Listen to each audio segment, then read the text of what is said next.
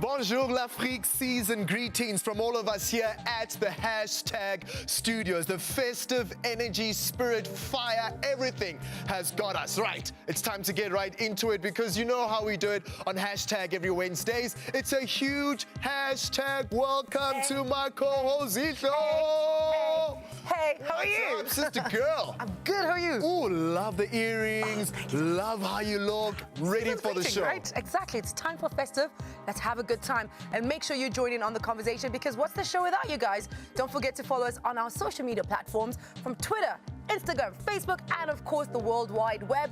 Make sure you check out our website at www.kwese.espn.com. KweseESPN.com. That's where you can get in touch with us. I love it. All right, so that we can get your opinions on the topics we get to discuss, of course, on the show. Now, it's been a sensational year of sports. And tonight, we have athletic stars Mapaseka Makanya to take us through what has been an incredible year of athletics. Mapaseka, there's no place in the continent where any people can introduce you like that. You've got to admit, right? Oh, yeah. Oh, you ain't to think about that for a second, huh?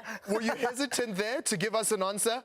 I wasn't. I like the intro. I love it. I love it. Lovely. Mapaseka, let's get straight into just this exciting interview. Tell us about yourself and how you got involved in athletics. I'm Mapaseka Makanya. I'm from Soweto, Naledi. Yay. I got into athletics through a teacher who was an official.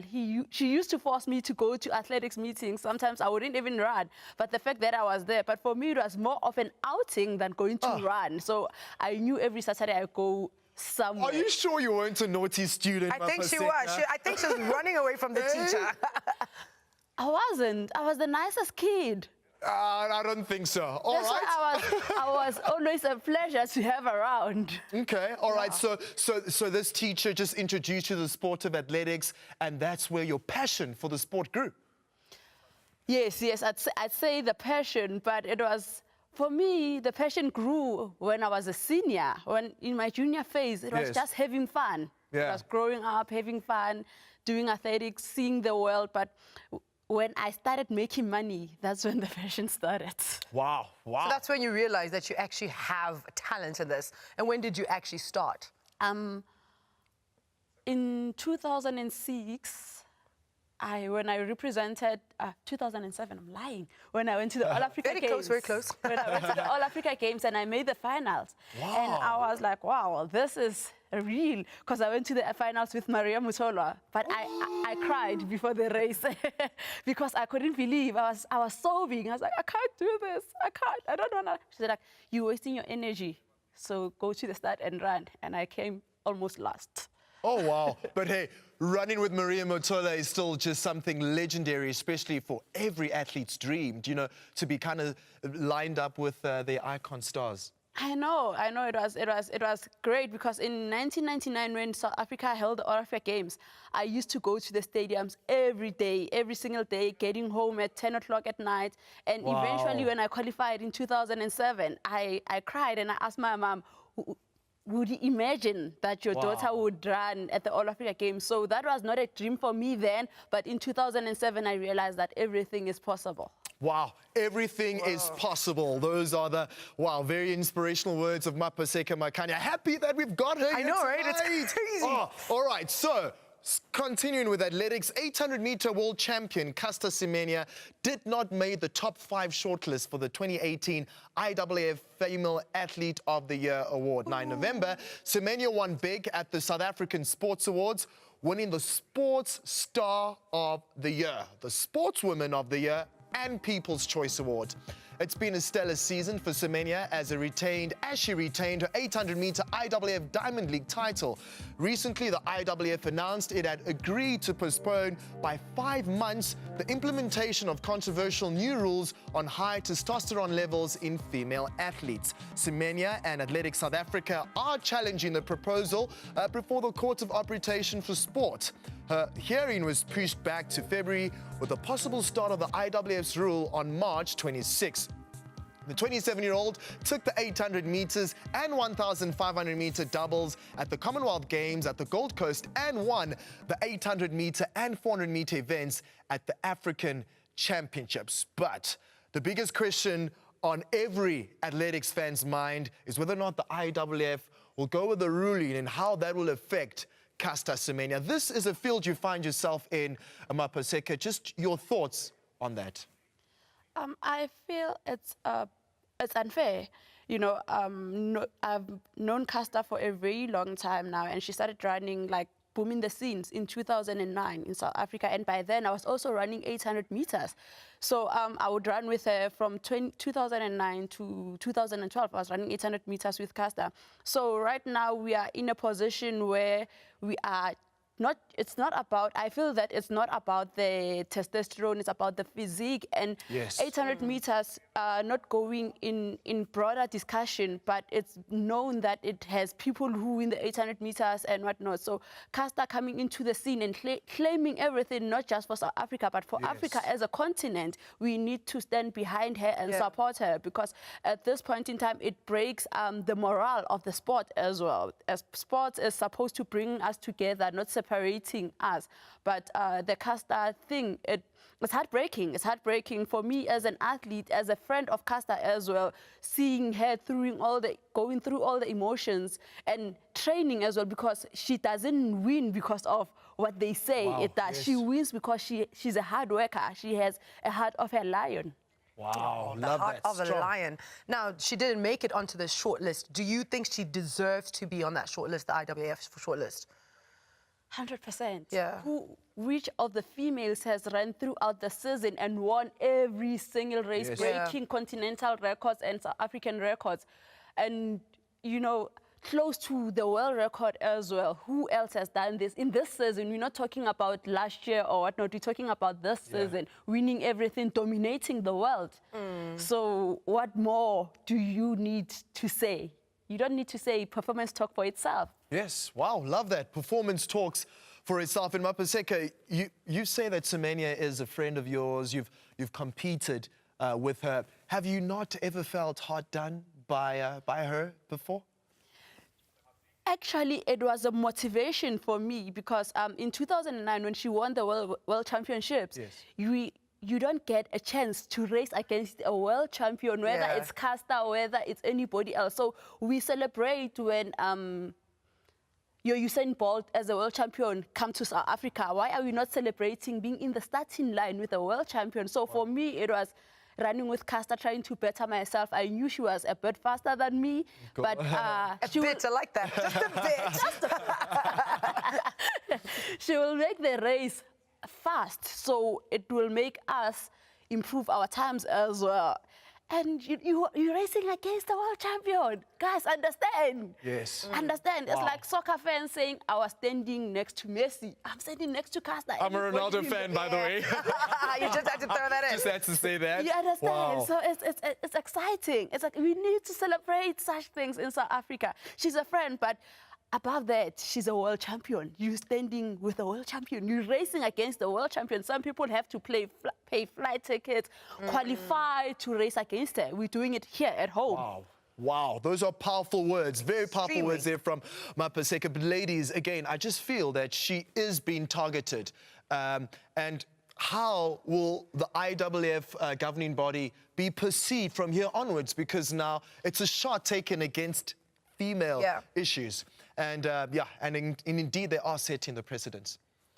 I think as females, sporting females, not just run athletics, but all sporting codes, we need to have a petition against Caster that, you know what, no female will participate in sports, because they say it's a man's world, but females rule the world. You all know that. So if we have a petition and say, you know what, we're standing with our own, we're standing with one of our female sporting legends, and I think there will be a way forward from there, rather than bashing other females, rather than saying, if Caster is not running, at least I'll be coming first. It's not about that. It's not about you. what motivation are you bringing for the next generations? You know, we need people. We have Indeed. people, struggle icons, fighting for us to be where we are right now. If it was not for them, I wouldn't be even running at this moment. So we are paving a way for the next generation as well through these struggles. I agree with you. I think it's sexist and it's outdated. But moving on, reigning Commonwealth Games 100-meter champion Makhanya has revealed that brotherly advice from retired and undisputed sprint king Usain Bolt earlier this year helped boost his confidence. Simbine qualified for the finals of major events for a number of years, but failed to make the podium until he stunned Jamaican star Johan Blake to win gold at the Commonwealth Games in the Gold Coast. Now, at the 2016 Olympic Games in Rio de Janeiro, Simbine finished 5th behind Bolt, Justin Gatlin, Andre de Grasse and Blake, with all of them running impressive times of under 9 seconds. Simbine said, "The last time I spoke to Bolt was this year in Monaco. He said, he told me to keep my head up and believe in what I am doing because I am on the right track." Imagine having that conversation with Usain Bolt. That is incredible. So do you think that conversation really helped him change? And I mean, it clearly has certainly paid for him, hasn't it? It has. Usain Bolt is our #1 sprint king. You know, if he gives you the advice and he sees the potential in Simbine, why not see the potential in him? You know, sometimes people get nervous. When you race with Bolt, they get nervous. He could have ran a better race, but Bolt was there, and when Bolt was not there, he showed up. Yeah. He showed up. Well, indeed. So he showed up, and it was very important, especially for the likes of Makhanya, one of the young upcoming athletes on the South African continent. Let's take us, take us back to Maria Mutola and you lining up next to her to race. Did you exchange some words just like Makhanya and Usain Bolt? Did that help you in your career? Maybe a little bit of advice on your technique? Not then. In 2007, when she told me I must just go to the start and run my race. In 2002, 2003, she was training in South Africa with Kelly Holmes. So they would camp in South Africa and train at UJ. By then, I was a UJ student. I was in foreign too. So we would watch them train and ask for tips. But at that point, I didn't know what was I asking because I was just starstruck. So through that, and when she spoke to me in 2007, I realized that she sees me, she remembers me, and you know, when Maria Mutola speaks, she's the queen as well. You listen and you take that to heart, and since then, I never looked back. Wow, Mapaseka, there's been so many athletes from the international neighboring countries that come to the likes of the South African tertiary institutions like Tux, UJ, or even Posh as well. Do you feel that the facilities back home are good enough to really bring out the best in the most gifted athletes across the world? Yes, we have great facilities, not just South African athletes come here. Even the Kenyans, they come to Posh. The Europeans, they come to Posh through Pretoria. So in South Africa, we have good facilities, but unfortunately, it's not catered for most South African. It's catered to make money for international athletes. If they had given that to just not just South Africans, but give preference to South African athletes before they can make money out of the international athlete, I think South African athletics or athletes would be competing above everyone in the world. It's all right, moving right along. 2018 indeed has been an incredible year for sports and sports fans alike. Kwese Sports Ade Oladipo sent through some of his highlights from 2018. Let's take a look and see what makes his list. What's up, guys? I've been given the almost impossible task of picking my top sporting moments of 2018. Bear in mind, I watch every single sport you can think of on TV, and I've been asked to do it in under 2 minutes. We're going to give it a go. I've been able to whittle it down to my top 6. All right, number 6 on the list, Golden State Warriors sweeping the Cleveland Cavaliers to go back-to-back and win another NBA title. It was so bad that LeBron James said, you know, I've had enough. He moved to the LA Lakers, and I will put every single penny I have on the Golden State Warriors doing a three-peat and winning back-to-back titles in 2019. Talking of back-to-back title, this one is bittersweet for me, and it's my number 5, Real Madrid winning another Champions League and beating my team Liverpool in the final. That's 3 in a row for Real Madrid, and I don't think that will ever be beaten again, but you never know, this is football, anything can happen. My number 4, can we just put a bit of respect on this guy's name there. I mean, come on. Lewis Hamilton has won 5, people. Can you see my 5 Formula One world titles now? And I think that's just ridiculous. And there's only 2 now behind the GOAT, that is Michael Schumacher. 2 behind Michael Schumacher. Who's to say he won't surpass that in years to come? So Lewis Hamilton is my number 4. Number 3, and look, I cover boxing and MMA, and I have to admit, it's sad to say, but sometimes there is a bit of fake beef, a bit of fake storyline telling. It does resemble a bit of WWE. I would never ever attach that to the names of Conor McGregor and Khabib Nurmagomedov. So far we've had a trolley through a bus, we've had people spend nights in jail, we've had lawsuits, we've had the Nevada State Athletic Commission saying we're not going to pay any money, and then we had a fight, and it was the biggest fight in UFC history. The pay-per-view number, this is just for the US alone, was 2.9 million. 2.9 million people paid $60 each to watch it. You do the maths on 2.9 million times 60. It's a big number. All right, my number 2 could have been number 1, but it's number 2 because number 1 is just so damn good. And that is the comeback of Serena Williams. She had a baby in September 2017. It wasn't just she had a baby, she had a C-section, there were blood clots, there were many more issues. 8 months later, she's in a Wimbledon final. 7 weeks after that, she's in a US Open final.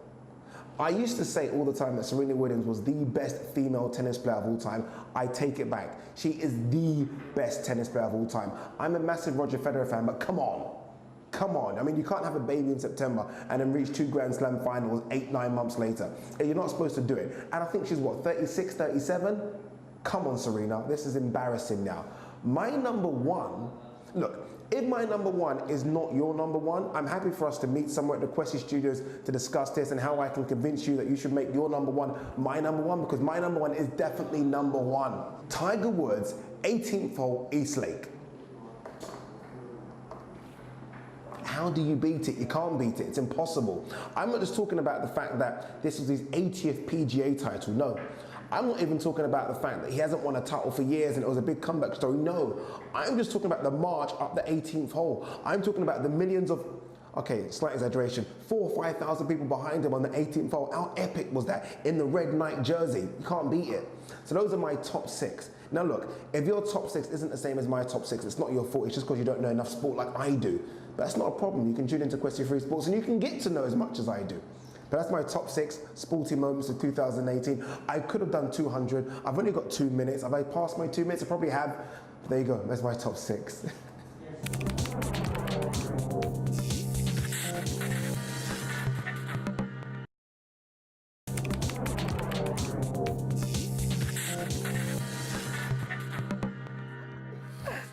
Hello, Africa. Thanks for staying with us on hashtag. Yes, we do this every Wednesday night, and it's already the festive season. But the show goes on, and more interesting, exciting guests we get to chat to on the show. But Z, how is Mapaseka? Wow, she is incredible. Like, oh, what a good conversation. She's so proud of Casta and she's so behind her. And I can't wait to see what she personally does in her own career. So we're going to be looking at her, we're going to be watching her, and we're behind her. Oh, hashtag run with Mapaseka, hashtag woman empowerment. That's what it's all about. So we're talking about athletics. The 2018 African Senior Athletics Championships in Nigeria should have bolstered relations between the participating 52 African nations and showcase the country's abilities to host world-class events. Instead, it descended into chaos and seen countries such as Tanzania pull out of the games over what they say was poor organization and a lack of communication from organizers.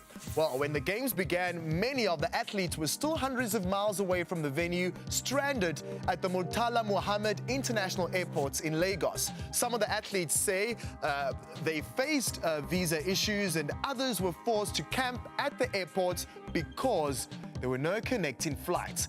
Photos of top African athletes sleeping on the floor, surrounded by their luggage at the airport, were posted on social media, sparking anger. Athletics Tanzania decided to pull out of the competition after hearing about the chaos. Wesley Botton, chief sports reporter for the Citizen newspaper in South Africa, tweeted that he didn't have a hotel room nor media accreditation to enter the stadium. Now, heavy story, but before we jump into how heavy the story is, I want to introduce someone who I respect so highly in the world of athletics. Yep, silver medalist, 1996 Atlanta Olympic Games. South Africa, Africa. Put your hands up for the one, the only, Hezekiel Sepeng.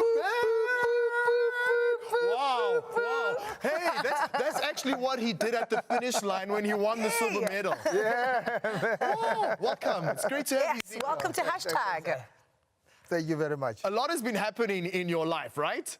Yeah, no, I've been busy. Yes. I just come from Kenya. I went with the federation. The mission there, the Kenyans are very good when it comes to middle distance. So our mission there was to go and check what's happening with the cross country, because there was a cross country on Sunday. Yes. Also it was good. I met with my old friend Daniel Coleman. Wow. The guys that I used to, Joseph Tengele. Yes, yes. It was good, yeah. Wow, wow. It's great to have you. We're so happy to have you. Now, it's 22 years since you won that silver medal, and you have quite experience in athletics. Not quite, you've got quite a lot, all right? And just a story we read in particular about the Nigerian athletes who experienced what they did earlier this year. What is your take on how athletics has been governed for the last few years? Do you mean in Africa? Yes, in Africa. No, and I was part of Team South Africa, that is in Nigeria. I was actually the manager, team leader, actually, if I have to put it, that went for site visit to see what's going to happen. Yeah, a lot of things were promised. I'm not going to discredit the federation, but a lot of things. Speak about it. Let's talk about it. Break it Let's right here. expose That's and what we need, fix the Ezekiel. problem. A lot of things were promised when we were at the meetings.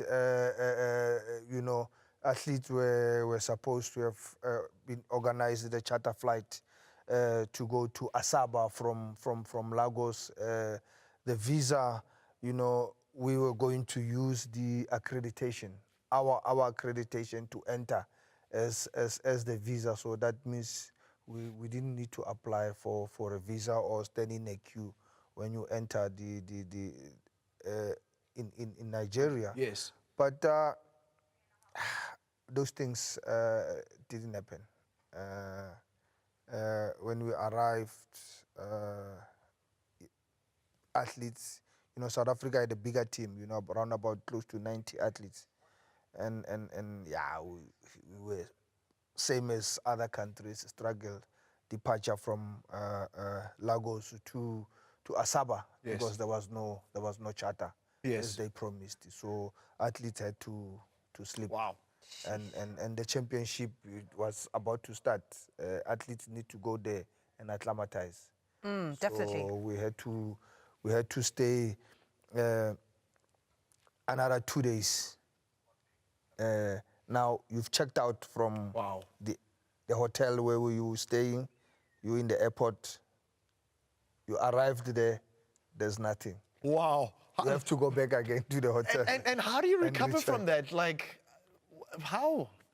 Look, my experience, I know for it is not good for the athletes, but as an athlete, you just need to focus.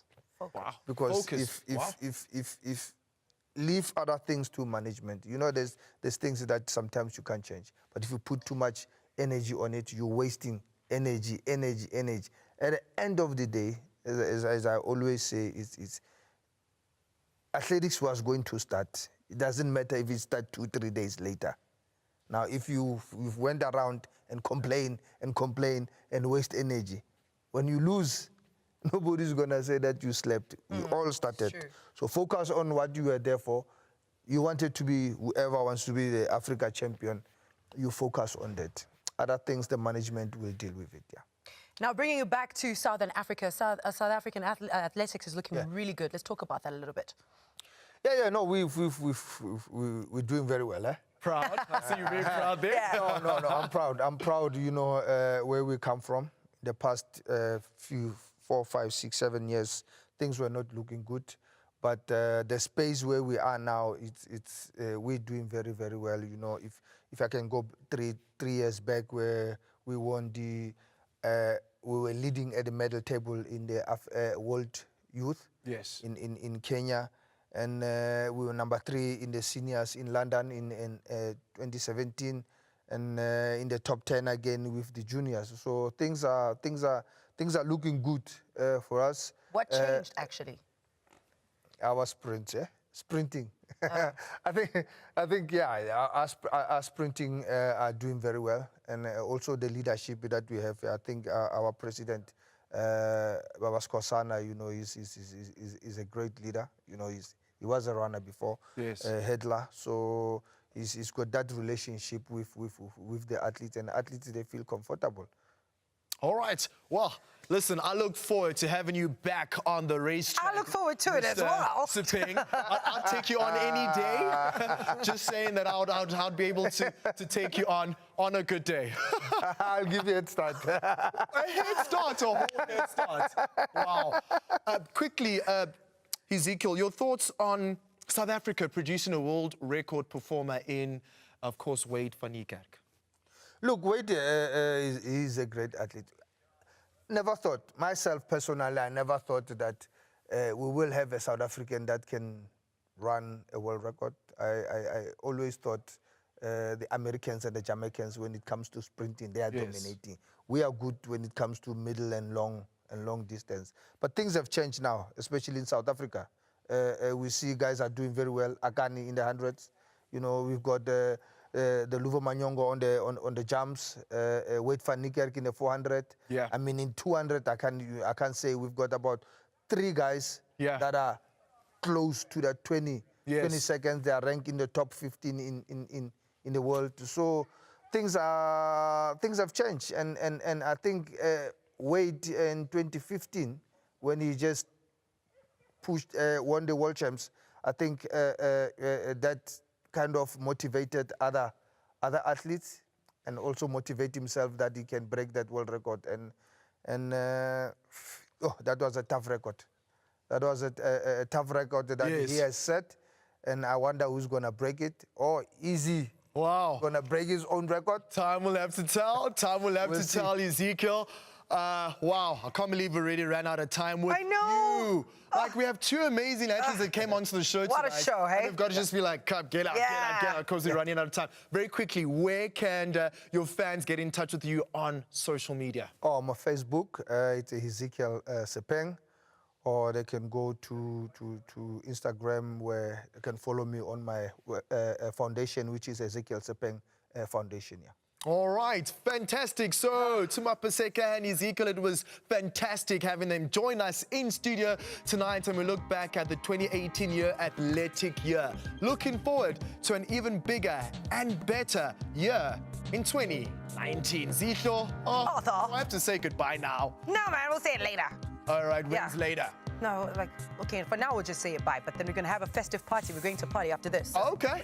All right. Can't wait to see you bright and early in 2019 and doing big things, right? It'll be exciting. Yes. First week, I'll see you right here. All right. Fantastic. It's been an enjoyable year hanging out with you on the hashtag set. From myself and the rest of the hashtag team, it's goodbye for now.